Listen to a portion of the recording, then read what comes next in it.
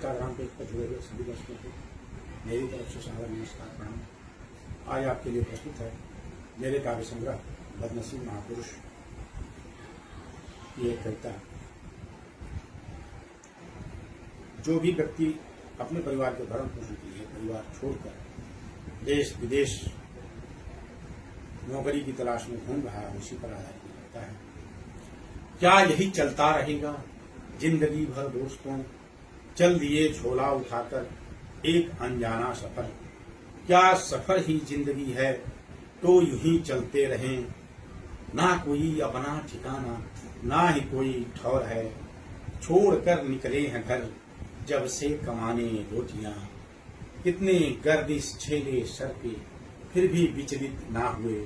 कितने कांटे आप चुभे पर पग ही चलते रहे। नमस्कार।